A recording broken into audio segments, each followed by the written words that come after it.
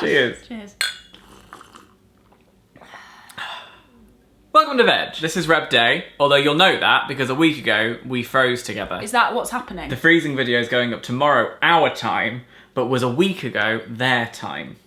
Ah. You'll notice we're in different clothes. Most people, when they film multiple videos in a day, change their outfits just to keep the video fresh, you know. What we've done is just put on our slobs. Is that what you call them, your slobs? Yeah, just sort of slobbing about in these. I did a very hardcore midnight session at the gym. Right. I think I've broken a rib. From doing core exercises? No, I think from squats. How are you squatting? Yes, I don't think I was doing it right. Your back needs to be straight as you go down. Maybe that's why. Are you going to be okay to do the video? Do you need to take a medical break? No, I'll be a medical break. I really like the hair. Thank you very much. It's mine. I paid for it. My roots need doing. Is this not your natural colour? No. Oh, there it I is. started going grey when I was 20. Did you? Yeah. How did that make you feel? I don't cry about it. It's not one of my big hang-ups, but like, I just like to not have to deal with it. Yeah. I think when I wanted to be like a proper actor, I saw it as like a big problem. And when you want to go into an industry that is based mostly Appearance. on your appearance. We were going to talk about productivity, and now we've got onto sort of appearance and stuff, and fitness.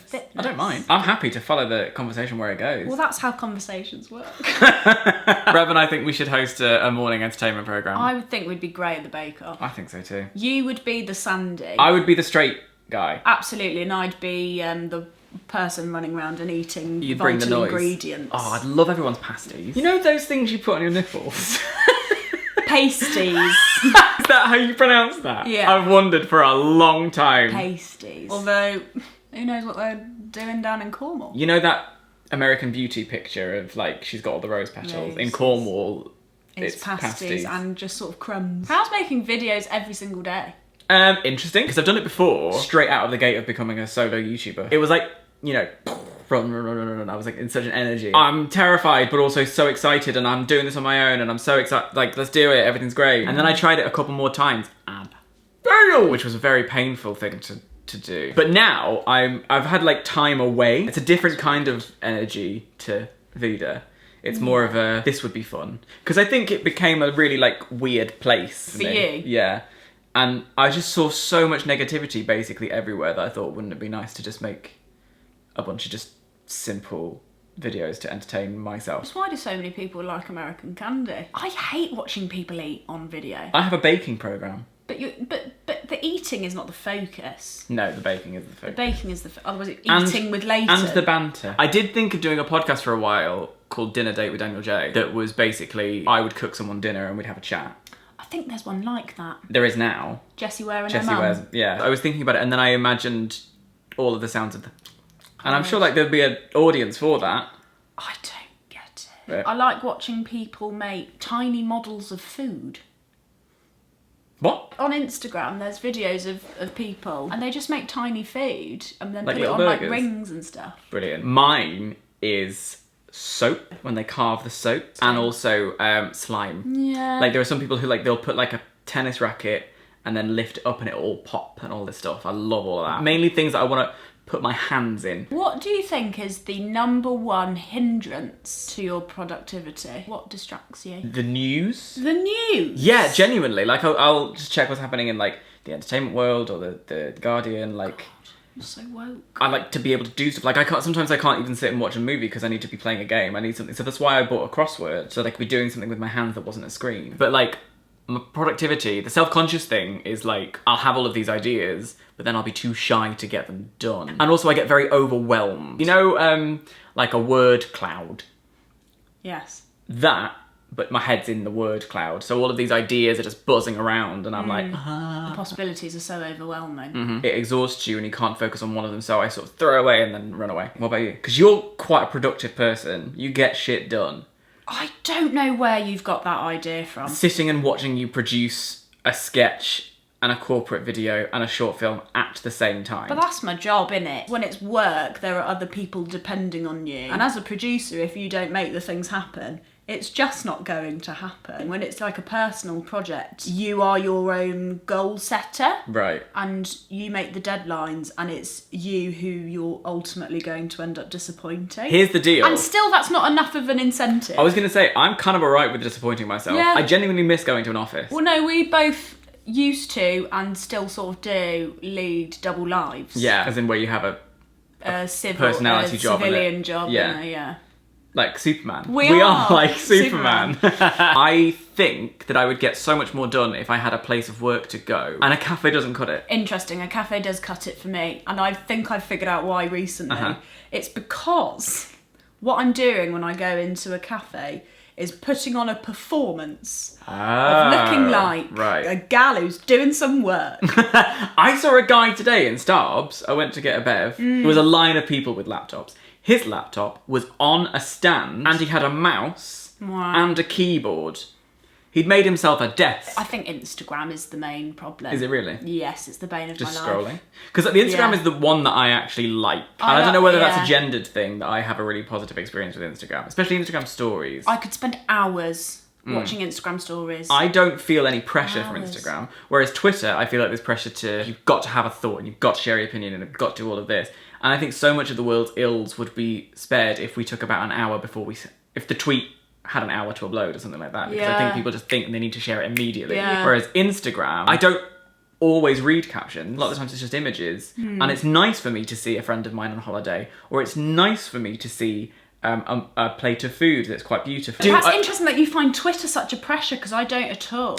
I've changed the way I deal with Twitter. I use Twitter in a thoroughly different way to how you used to use it. Genuinely think it's because I supported Hillary in 2016, even during the primaries. Right, yes. So I supported her right from the beginning, which meant that during that quite bitter primary with a lot of Bernie bros, they would just launch this stuff at you, and I constantly had it, and I just was like, that was like a baptism of fire, and I kind of made a conscious effort to alter the way I approached it. I was like, I'm just gonna tell jokes now. I unfollowed most of the political people, because it's not like I needed to see the news in my timeline. I was reading the news. You're always reading the news. I can't work for reading bloody the news. Stop! There's something about the mob mentality of Twitter that I think is so, like, it whips us all up. Especially if something is going down in the moment, we need to get involved. The prime example, without wanting to go too far into someone else's drama, is the James Charles thing that happened recently with Chatty. I would never have seen this news. I didn't know who she was. I'd never heard of her. She got 6 million subscribers, not a clue. But it was trending.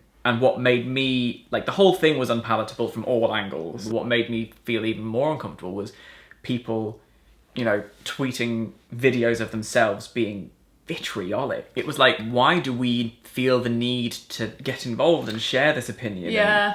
And you know, to condemn or otherwise, or to give our hot take? What made you sit there and think, the world needs to know my opinion on this? I rarely tweet as it is.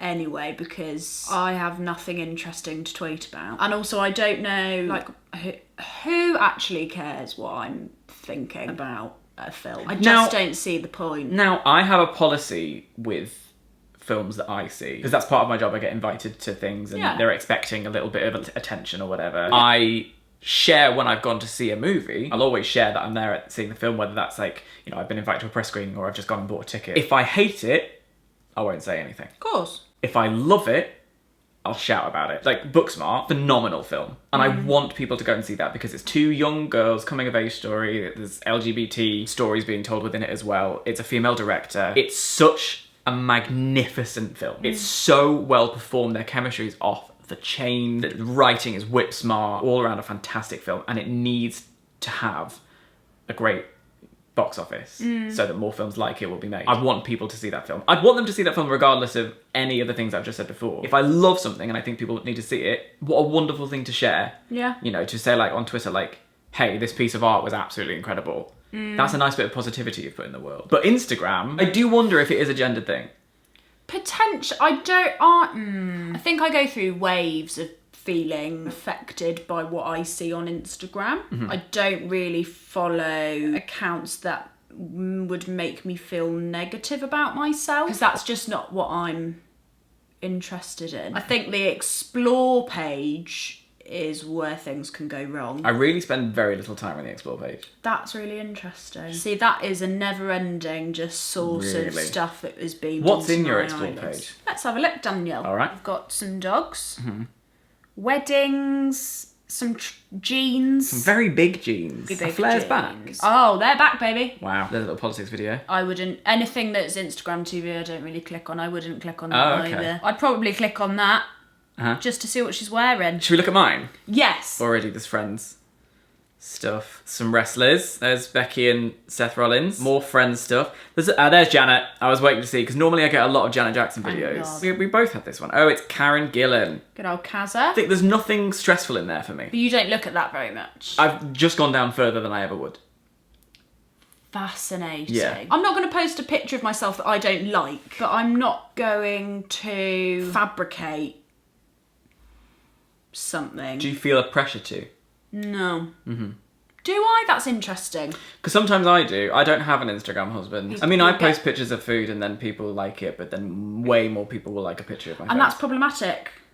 Already, I'm like, people like pictures of my face more. Do I care about the likes? Because I think I don't. See, I look at that on a business thing. It's different for us, though, It is, isn't it? I think about that more in terms of, like, content people would like. The numbers go down, it can't... That's where I struggle. Yeah. Because it starts to feel personal, because it is about me. I can't really imagine how that must feel to have that subscribers going up or going down, or I can't imagine how that must affect... I think I've thought so much about following the algorithm or watching people change what they do to... Like, I've seen friends upend their channel, you know, whether it's moving from, like, a beauty blogger to a mum blogger or going into doing video essays and things like that. Yeah. And you do see that sea change, and it's brave to make that decision, because it can be such a swap. But then I think, you know, could I chase the algorithm and do what's popular at the moment and then keep doing, you know, that?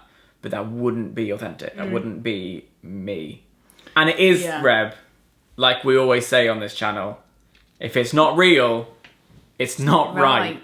I really like that. I do too. It started as a piss take, but it's actually quite a nice little motto. It's so interesting though how YouTube has been shaped by us. Like it's a thing that we've completely created ourselves, and we still don't know how to navigate it. Yeah, absolutely. It's and like we still fall into like camps and teams and like communities and traps. Yeah, and stuff. which is a massive positive. If used right, I think there's a responsibility that comes with great subscribers comes great responsibility. But then it's the thing with Twitter, isn't it? Where like a mob mentality. The thing with YouTube is that it allows you so I saw a bunch of tweets recently about like millennials killing the doorbell industry because we just text the word here. That's a funny tweet that someone did, and then Hank Green quoted it, and then overnight it turned into a thing. And I was like, oh, I could share what I think about that. And then I thought, hang on, if I made a video about it, I could be like, you can read my tone of voice and hear my thoughts in a lot more understandable, digestible way. It's harder to do that on something like Twitter. Yeah, there's no room for